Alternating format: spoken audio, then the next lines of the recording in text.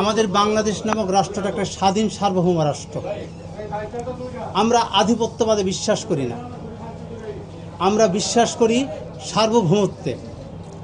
আমরা যখন পাকিস্তানের বিরুদ্ধে লড়াই করেছিলাম, আমরা বৈষম্যের বিরুদ্ধে লড়াই করেছিলাম।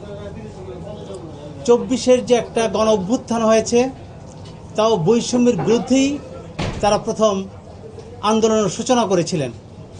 সেই আন্দোলন পরবর্তীতে গণ অভ্যুত্থানের রূপ নেয় এবং তৎকালীন সরকার অভ্যুত্থানের মুখে চলে যেতে বাধ্য হয়। আমরা এও বিশ্বাস করি, যারা বাংলাদেশকে বিশ্বাস করে, যারা বাংলাদেশকে ধারণ করে, যারা মুক্তিযুদ্ধকে ধারণ করে, যারা ৭১কে ধারণ করে, তারা বাংলাদেশকে ধারণ করে। তারাই বাংলাদেশের মূল প্রতিনিধি, তারাই বাংলাদেশের মূল শক্তি।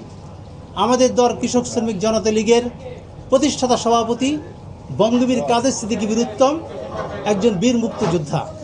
শুধু বীর মুক্তিযোদ্ধা বললেই ভুল হবে।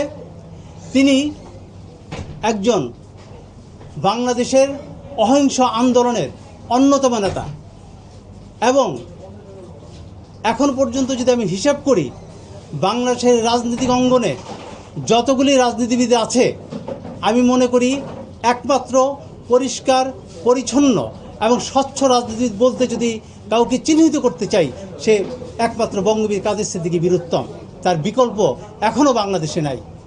আমি আরও বিশ্বাস করতে চাই এবং দৃঢ়তার সাথে বলতে চাই, আমার দল কৃষক শ্রমিক জনতা লীগ, আমাদের দল কৃষক শ্রমিক জনতা লীগ মনে করে এই বাংলাদেশ যেহেতু স্বাধীন হয়েছে, বাংলাদেশ স্বাধীন হওয়ার পরে যে মুক্তির স্বপ্ন বাংলাদেশের মানুষ দেখেছে, বাংলাদেশ স্বাধীন হয়েছে বটে, কিন্তু আমরা মুক্তি পাই নাই।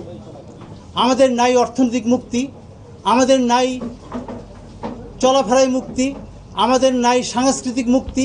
আমাদের যে সাংবাদিক বন্ধুরা আছে, আমরা তাদের কথা বলার মতো যে মুখ স্বাধীনতা, এখনও তাদের সেই স্বাধীনতা নাই। তাইলে আমরা এখনও পর্যন্ত সর্বক্ষেত্রে মুক্তি পাই নাই। সুতরাং মুক্তির আন্দোলনকে আমরা বেগবান করতে চাই। আমরা বাংলাদেশের সর্বক্ষেত্রে মুক্তি চাই।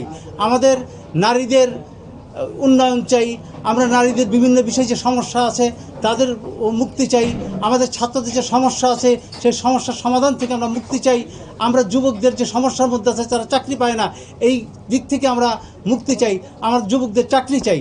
4.5 লক্ষ ছাত্র যুবক আজকে চাকরি বঞ্চিত, তাদের আমরা মুক্তির মধ্য দিয়ে তাদের চাকরিতে যারা চাকরি পেতে পারে সেই ব্যবস্থা আমরা এই সরকারের কাছে দাবি জানাই যে অবিলম্বে এই সরকার যত অব্যবস্থা আছে অব্যবস্থা দূরীকরণ করবেন এবং যানমালের নিরাপত্তা বিধান করবেন এবং সুশাসন কায়েম করবেন। এটা আমরা আশাবাদ ব্যক্ত করতে চাই কৃষক শ্রমিক জনতা লীগের পক্ষ থেকে। আজকে আমরা এখানে ইফতার মাহফিলে সমবেত হয়েছি। আমরা যে সমস্ত বন্ধুরা এখানে উপস্থিত হয়েছেন সবার জন্য শুভকামনা এবং এই শুভকামনা জানিয়ে আমরা দোয়ার আয়োজন করেছি।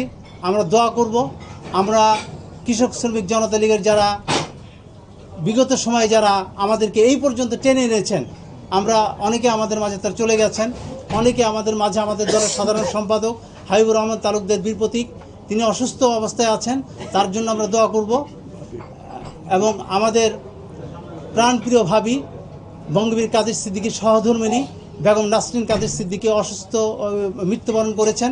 আমরা তার আত্মার মাগফিরাত কামনা করব, দোয়া করব। এবং আমাদের দলের বিভিন্ন জায়গায় বিভিন্ন নেতা এর মধ্যে আমরা হারিয়েছি, তাদের জন্য আমরা দোয়া করব এবং নিজেদের জন্য আমরা দোয়া করব এবং সর্বাত্মকভাবে আমরা দেশের মঙ্গলের জন্য দোয়া করব। আর একটা বিষয় যে ইরান ইসরায়েল যুদ্ধ এবং এই যুদ্ধকালীন সময়ে আমাদের অনেক মুসলমান ভাই বোন আক্রান্ত হয়েছে এবং আক্রান্ত হচ্ছে। আমরা এই যুদ্ধের অবসান চাই এবং এই যুদ্ধের অবসান ঘটিয়ে সারা বিশ্বের মানুষের মধ্যে সারা দেশে শান্তি ফিরে আসুক, আমরা চাই। এবং আমরা দোয়ার মাধ্যমে আমরা সবাই দোয়া করব, যার নিজের পরিবারের জন্য দোয়া করব, নিজের পরিবার পরিজনের জন্য দোয়া করব, পাড়া প্রতিবেশীর দোয়া করব, সর্বোপরি কৃষক শ্রমিক জনতা লীগের সাফল্য কামনার জন্য আমরা দোয়া করব। সবাইকে ধন্যবাদ, ভালো থাকবেন, সুস্থ থাকবেন, সবার জন্য শুভকামনা।